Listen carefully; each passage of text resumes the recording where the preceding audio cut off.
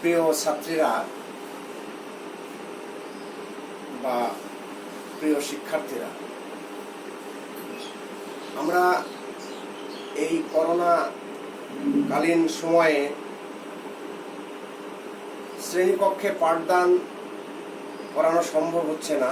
মাননীয় প্রধানমন্ত্রী জননেত্রী দেশরত্ন শেখ হাসিনা বলেছেন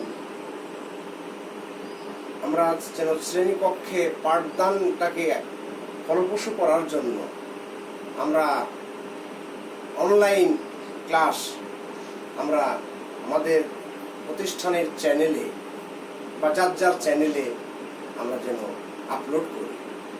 আমাদের প্রতিষ্ঠানের ফেসবুক আইডি বাংলায় লালপুর পাইলট বালিকা উচ্চ বিদ্যালয় কলেজ, এখানে গিয়ে আমাদের ক্লাসগুলো দেখা যাবে এবং ফেসবুক পেজেও এই ক্লাসগুলো আপলোড হচ্ছে।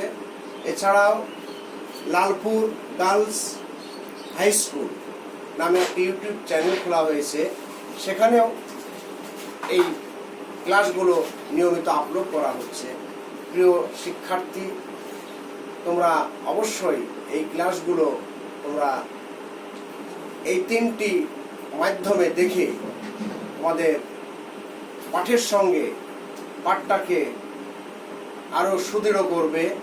আশা করব তোমরা বসে না থেকে নিরলস সময় না কাটিয়ে এই পাঠগুলো তোমরা দেখতে পাবে। এটাতে একটা সুবিধা হচ্ছে, যখন আমরা শ্রেণীকক্ষে কোনো ক্লাস নেই তখন দেখা যাচ্ছে যে একটা জিনিস আমরা তোমাদেরকে বোঝালাম, কিছুক্ষণ পরে সেটা তো রিমুভ হয়ে যাচ্ছে। কিন্তু এটা ফেসবুকে বা আমাদের আইডিতে থাকার কারণে তুমি ইচ্ছা করলে এখন দেখছো, আবার কিছুক্ষণ পরে দেখতে পাবে, কাল দেখতে পাবে, 10 দিন পরে দেখতে পাবে। যেখানে তোমার সমস্যা হচ্ছে সেই জায়গাটিতে তুমি বারবার দেখতে পারবে জুম করে। অতএব এটা কিন্তু একটা আসলেই মাননীয় প্রধানমন্ত্রীর যে একটি চমৎকার এটা একটা আইডিয়া, যে আমার ছাত্রীরা বসে আছে, শিক্ষার্থীরা বসে আছে, আমরা যদি এইভাবে শিক্ষকদের দিয়ে শ্রেণী অনলাইন ক্লাস আমরা আপলোড করতে পারি, তাহলে শুধু আমি যে ক্লাসটা নিচ্ছি শুধুমাত্র আমার প্রতিষ্ঠানের শিক্ষার্থী বা ছাত্রীরা উপকৃত হবে না, এটা দ্বারা গোটা দেশের শিক্ষার্থীরা উপকৃত হবে। অতএব তোমাদের কাছে আমাদের শিক্ষক হিসাবে একটি দাবি থাকবে বা একটা অধিকারের কথাই বলবো, যে তোমরা অলস বসে না থেকে বা পড়াশোনার মধ্যে থেকে তোমরা এই ক্লাসগুলো অবশ্যই তোমরা দেখবে। আমি আজকে 10ম শ্রেণীর পদার্থ ক্লাসটি নেব। পদার্থের 3য় অধ্যায়, যেখানে বল, আমাদের বল 3য় অধ্যায়টি বল। আমরা এখানে নিউটনের সূত্র, 3টি সূত্র, যেমন বল এবং জড়তা, যখন প্রথমে আমাদের আসবে বল এবং জড়তা, বল ও জড়তার ধারণা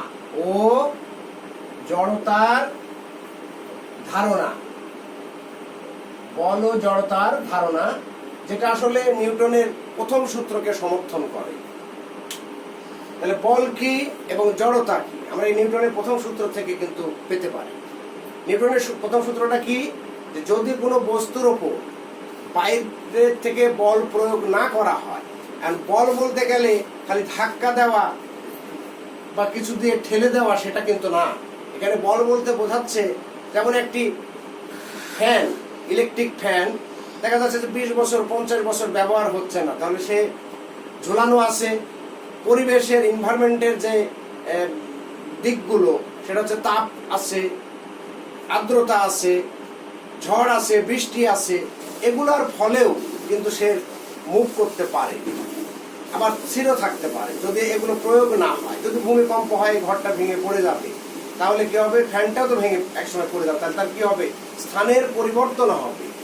তাই বলা হচ্ছে যে বল বলতে আমরা বাহ্যিক বল, খালি যে মানুষই একটা শক্তি প্রয়োগ করবে সেটা কিন্তু না, যে কোনো ভাবে এটা হতে পারে। তাহলে বল প্রয়োগ না করলে স্থির বস্তু চিরকাল স্থির থাকবে, আর সমবেগে চলতে থাকা বস্তু সমবেগেই চলতে থাকবে, অর্থাৎ তার কোনো কিছুরই পরিবর্তন হবে না। যদি যেমন ফ্যানটি চলছে, আমি বল প্রয়োগ করলাম, সুইচটাকে বন্ধ করে দিলাম, তাহলে কি হলো, যে তার গতিটা থেমে গেল, এটা এটা এক ধরনের বল প্রয়োগ করা হচ্ছে। তদ্রূপ সেরকম বল এবং জড়তার ভিতরে একটি ধারণা আছে। বল এবং জড়তার সাথে প্রথম সূত্রের একটি সামঞ্জস্য আছে।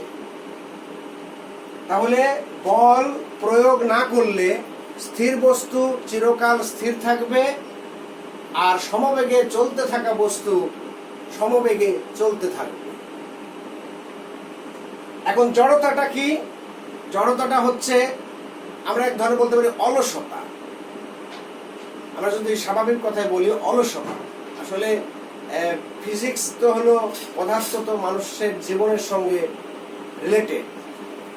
দেখো, আমরা যখন বাসে বা ট্রেনে কোথাও যাই, তখন গাড়িটা থেমে আসে, আমরা বসে আছি, হঠাৎ করে গাড়িটা চলতে শুরু করবে, তাহলে কি হয়? আমরা পিছনের দিকে হেলে পড়ি। কারণটা কি? এটা হচ্ছে জড়তার একটা কারণ। অর্থাৎ আমার শরীরের যে নিম্নাংশ, অর্থাৎ বাসের বা ট্রেনের সিটের সঙ্গে আছে, যখনই চলতে শুরু করেছে, আমার উপরের অংশ কিন্তু সেইভাবে প্রস্তুত না, বা আমার শরীরের কোনো অংশেই প্রস্তুত না। যেহেতু গাড়িটি চলতে শুরু করেছে, তাহলে আমার শরীরের নিম্নাংশটি সিটে বসে আছে, তদ্রূপ উপরের অংশ আছে, কিন্তু যেহেতু নিম্নাংশটি সিটের সঙ্গে চলে যেতে থাকবে, তাহলে উপরের অংশটা কিন্তু প্রস্তুত ছিল না যাওয়ার মতো। তাহলে এই কারণে আমরা পিছনের দিকে হেলে পড়ি। তদ্রূপ যখন গাড়িটিকে ব্রেক করে থামানো হয়, ব্রেক কষে থামানো হবে, তখন হঠাৎ করে আমার শরীরের নিম্ন অংশ থেমে যাবে, আর উপরের অংশ কিন্তু চলতেই থাকবে, যার জন্য আমরা সামনের দিকে হেলে পড়ি। এটাই হচ্ছে জড়তা, মানে আমাদের অলসতা যেটা বলছি, যে শরীর তো অলস অবস্থায় ছিল, কিন্তু হঠাৎ সে থেমে গেছে, তাহলে শরীরের নিম্ন অংশটি সিটে থাকার কারণে ও আগে থেমেছে, আর আমার উপরের অংশটা চলছিল, যার জন্য আমরা সামনের দিকে হেলে পড়ি। এখন নিউটনের দ্বিতীয় সূত্র যেটা, এটা হচ্ছে এর সঙ্গে প্রথম সূত্রের একটি ধারণা বা ব্যাখ্যা দেওয়া হলো। এবার দ্বিতীয় সূত্র যদি আমরা আসি, নিউটনের দ্বিতীয় সূত্র, এই দ্বিতীয় সূত্রটি বলা হচ্ছে যে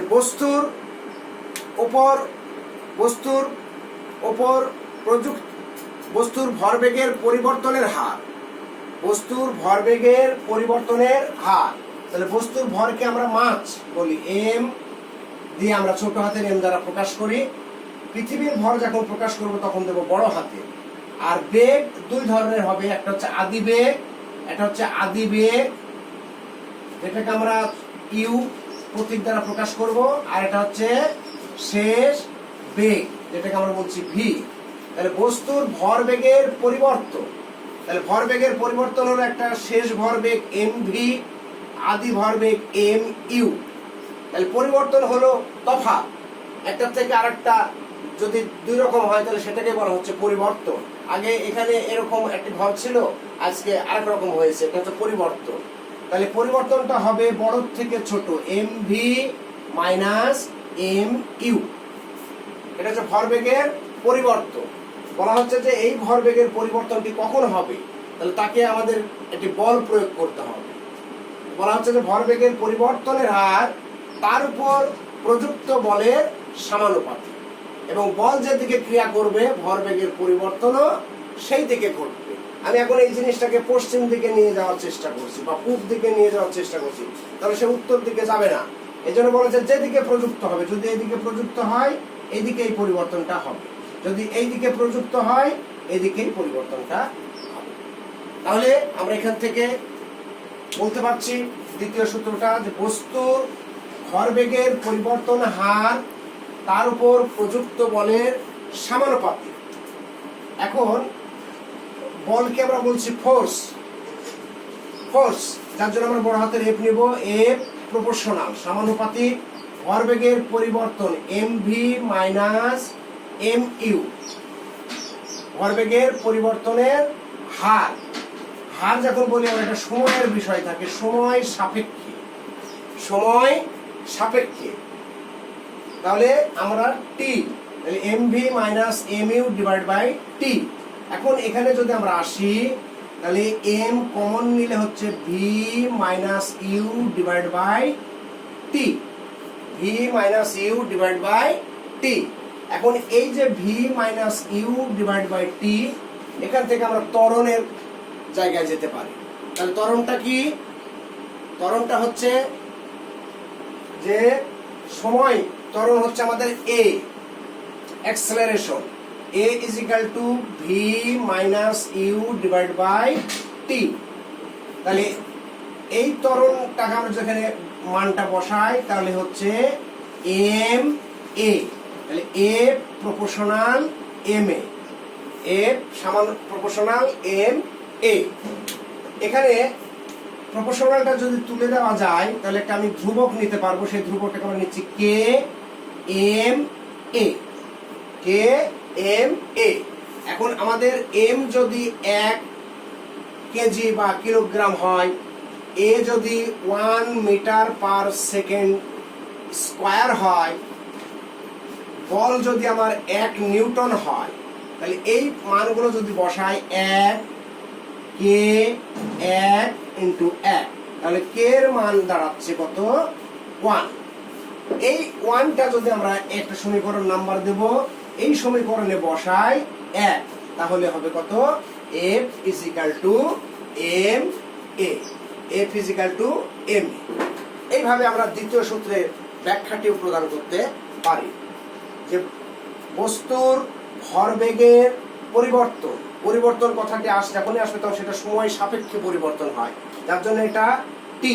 আমরা যদি একটু আমরা যাই যে টি সময়ে পরিবর্তন, আমরা যদি এইভাবে ক্যালকুলেশন করি ম্যাথমেটিক্যালি, টি সময়ে পরিবর্তন, টি সময়ে পরিবর্তন কত হয়েছে? M V minus M U. তাহলে একক সময়ে পরিবর্তন হচ্ছে কত? M V minus M U divide by T. এটা ত্বরণ, বস্তুর একক সময়ের পরিবর্তন, এটাকে আমরা বলবো কিন্তু ত্বরণ। যে বস্তুটা, একটা গাড়ি এখন চলছে এক বেগে, কিছুক্ষণ পরে আরেক বেগে হচ্ছে, অর্থাৎ অসম বেগের পরিবর্তনের হারকেই বলা হয় ত্বরণ।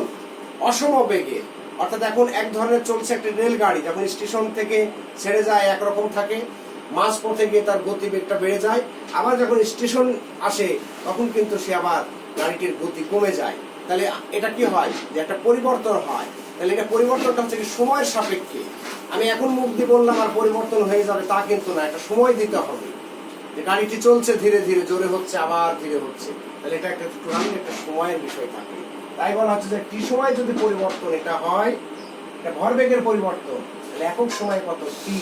এটাকেই বলা হচ্ছে, একক সময়টাকে বলা হচ্ছে পরিবর্তনের হার। তাহলে বস্তুর ভরবেগের পরিবর্তনের হার তার উপর প্রযুক্ত বলের সমানুপাতিক, অর্থাৎ বল বাড়লে ভরবেগের পরিবর্তনও বাড়বে, বল কমলে ভরবেগের পরিবর্তনও কমবে, এটাকে বলছে সমানুপাতিক। আর যদি ব্যস্তানুপাতিক কথা কোনো ব্যবহার করা হয়, তাহলে বল বাড়লে অপোজিশনটা কমবে আর বল কমলে পরিবর্তনের হারটি বাড়বে। তাহলে যেহেতু আমরা সমানুপাতিক বলেছি, তাহলে বল বাড়লে ভরবেগের পরিবর্তনের হারও বাড়বে, বল কমলে ভরবেগের পরিবর্তনের হারও কমবে। তাহলে সেখান থেকে আমরা যদি ক্যালকুলেশন আসি, এম কমন নিলে V minus U divide by টি।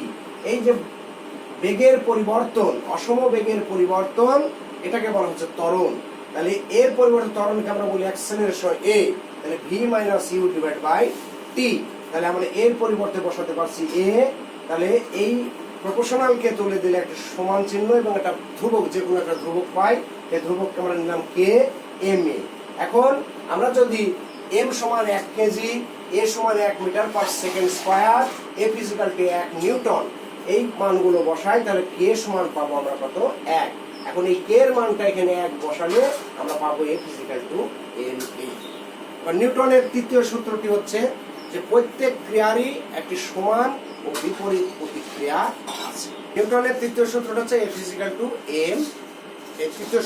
তৃতীয় সূত্রটা হচ্ছে যে প্রত্যেক ক্রিয়ারই একটি সমান ও বিপরীত প্রতিক্রিয়া আছে।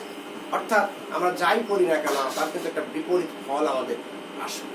ভালো করলেও আসবে, যেন প্রথমেই বলেছি যে পদার্থটি কিন্তু বাস্তব জীবনে, মানুষের জীবনের সাথে রিলেটেড, অর্থাৎ এই পার্থিব জীবন সকল জীবনের সাথে কিন্তু রিলেটেড। প্রত্যেক ক্রিয়ারই সমান ও বিপরীত প্রতিক্রিয়া আছে। তাহলে আমি যদি ভালো কর্ম করি ভালো পাবো, খারাপ কর্ম করি খারাপ পাবো। তাহলে আশা করি এই তৃতীয় অধ্যায়ের যে বল বিষয়ক আছে সেখান থেকে আমরা নিউটনের যে 3টি সূত্র আমরা ব্যাখ্যা করলাম। এটা হচ্ছে বল ও জড়তার ধারণা, যেটা প্রথম সূত্র থেকে পাই। দ্বিতীয় সূত্রে আমরা একটা ব্যাখ্যা দিলাম এবং তৃতীয় সূত্র।